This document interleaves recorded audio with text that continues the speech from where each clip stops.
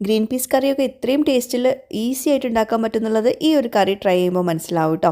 സ്കൂളിലെ ദിവസങ്ങളിൽ ഭയങ്കര എളുപ്പത്തിൽ ഉണ്ടാക്കാൻ പറ്റുന്ന ഒരു കറി റെസിപ്പി കൂടിയാണ്. സോക്ക് ചെയ്ത് വെച്ചിട്ടുള്ള ഗ്രീൻ പീസ് കുക്കറിലോട്ട് ഇട്ട് കൊടുക്കുക. 2 സവോള, 2 പച്ചമുളക്, കുറച്ച് വെളുത്തുള്ളി, മഞ്ഞൾപ്പൊടി, ഉപ്പ്, വെള്ളം, വേറെ ഒന്നും ചേർക്കണം കേട്ടോ. എന്നിട്ട് 3-4 വിസിൽ വരുന്നവരെ ഒന്ന് കുക്ക് ചെയ്തെടുക്കുക. നന്നായിട്ട് ഗ്രീൻ പീസ് വേവാണ് കേട്ടോ. അപ്പോൾ ഇത്രയും വെള്ളമൊക്കെ ഉണ്ട്. ഇനി നമുക്കിത് വറ്റിച്ചെടുക്കാൻ വേണ്ടിയിട്ട് വേറൊരു പാത്രത്തിലോട്ട് കുറച്ച് കടുകും കറിവേപ്പിലും കൂടി വെളിച്ചെണ്ണ ചൂടാക്കിയിട്ട് ഇട്ട് കൊടുക്കുക.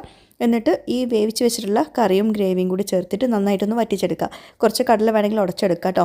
ഇനി വേണമെങ്കിൽ നിങ്ങൾക്ക് കറി കുറച്ചുകൂടി തിക്നെസ് ഉള്ളവർക്ക് ഒരു 1/2 ടീസ്പൂണ് അരിപ്പൊടി കുറച്ച് വെള്ളത്തിലൊന്ന് കലക്കിയിട്ട് ഇതിലോട്ട് ചേർത്ത് കൊടുക്കുക. ഒന്ന് ഇളക്കി യോജിപ്പിച്ച് കൊടുത്താൽ മതി. നല്ല അടിപൊളി കറിയാണ്. വേറെ ചേരുവകളൊന്നും ചേർക്കരുത് കേട്ടോ. തക്കാളി, മുളക് പൊടി, മല്ലിപ്പൊടി ഒന്നും ചേർക്കരുത്. ഇതുപോലെ തന്നെ ട്രൈ ചെയ്യണം. ദോശ, പുട്ട്, വെള്ളയപ്പം അതിൻ്റെ കൂടെയൊക്കെ നല്ല കോമ്പിനേഷൻ വരുന്ന ഒരു കറിയാണ്. അതുപോലെ തന്നെ വളരെ പെട്ടെന്ന് കുറഞ്ഞ ചേരുവകൾ വെച്ചിട്ട് തയ്യാറാക്കാൻ പറ്റുന്ന കറി റെസിപ്പി കൂടിയാണ്. എല്ലാവരും ട്രൈ ചെയ്യാം കേട്ടോ.